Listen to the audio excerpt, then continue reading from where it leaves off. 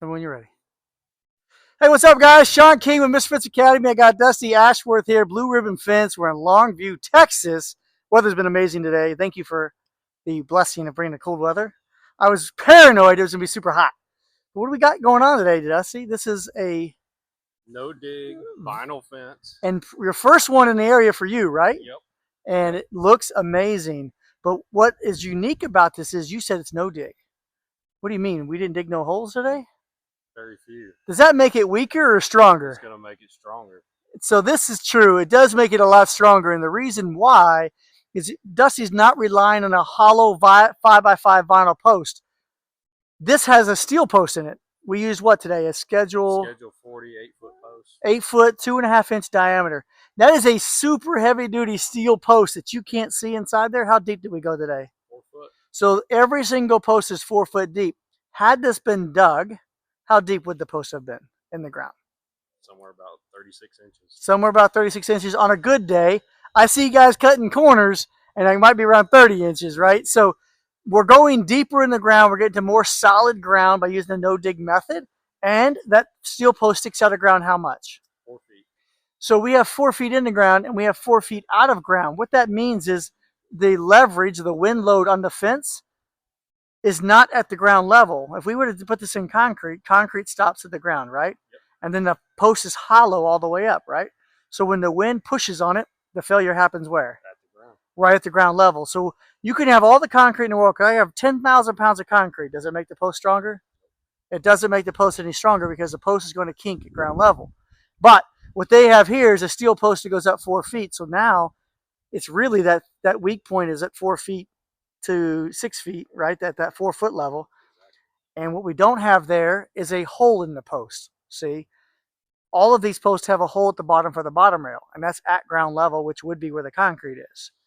But right now we've moved the steel post to the top to 4 foot. There's no hole in the post, so the post is really strong right there. So that's one thing we've done. And then how did we keep the top rails in? What's unique that we did there today? Top rail ties. So top rail ties are not common. They're not very common in our industry. And what the top rail tie does is it has a 3-inch screw securing each rail together. One downfall to vinyl fence that we've seen before is that it blows apart, right? And people can be very scared of vinyl fence because they don't want to chase pickets down the neighborhood. But we figured out why that was happening, and that would be the top rails will move and pull out of the post. And so you use top rail ties today, secure them two together. They're going to hold so well that we've actually seen failures now at the bottom rail at 120-mile-an-hour wind loads. So it takes a lot to get the bottom rail of that thing to blow out. So we've stopped the top rails from coming out. We have steel posts in there. So we have something special about the collars. The donuts that we use today are not the normal donuts in the industry or the adapter, let's call them, from vinyl to steel. They're square, right? Yep. That square donut's going to prevent that post from rotating, right? So that's going to prevent the post rotate and section from blowing out. So this also today, you were able to build the fence and grade the height afterwards. This yard is not very level at all. And you warned the customer and said it may have some holes under it, right? But we have some undulations here, a big hole right here, and then a big hump. But by using this floating system, we were to build the fence and then contour it so it looks best to the eye, and yet still achieve what the homeowner asked you, and that was to get as close to the ground as possible. Is that right? Yep. They asked you to keep it close to the ground to keep their dog in, and we were able to do that with a pretty good roll on top. The other thing that we did today that was pretty unique is we cut every section. We did. Why do we do that? One would be so that all the sections are equal.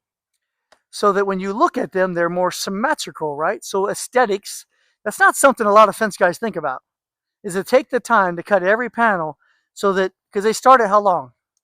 They start at 8 foot long, and we cut and threw away a piece on every single one, took the time to do that so it looks better, but also it's stronger because an 8 foot section is weaker than a 7 foot, a 7 foot's weaker than a 6 foot, and so on, right? The closer we get the post together. And so today we're like, I think 7.6 and 7.4 over here.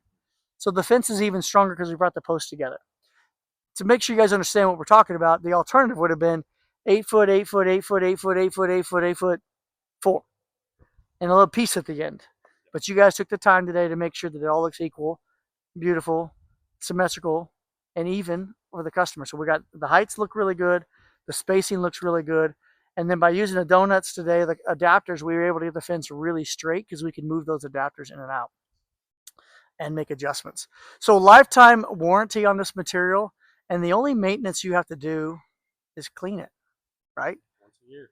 That's it. Come out here and clean it. As opposed to wood fencing. Wood fencing, we recommend staining fence at a minimum every 3 years. Some people don't even do that, right? We tore out a wood fence today. How old do you think that fence was? I think they estimated about 15 to 20 years. This vinyl fence should outlast that. And cost-wise, I would suspect you're not seeing a massive difference in cost between this and some of those board-on-board, 8-foot-tall cap and trim wood fences. Am I wrong? Pretty right?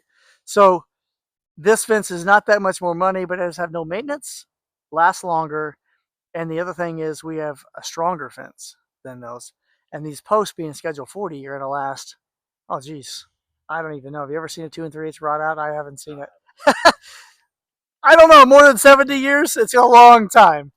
So this is a lifetime fence, truly a lifetime fence, and the homeowner doesn't have any mess in their yard. You can't tell that if we were to dig holes, especially on that side of the fence where the grass goes up to the fence, there would have been dirt piles everywhere. So you're giving a better product to your consumers. You're leaving them with less mess, more convenient to them.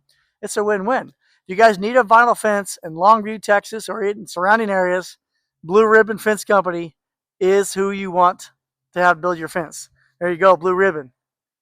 Boom.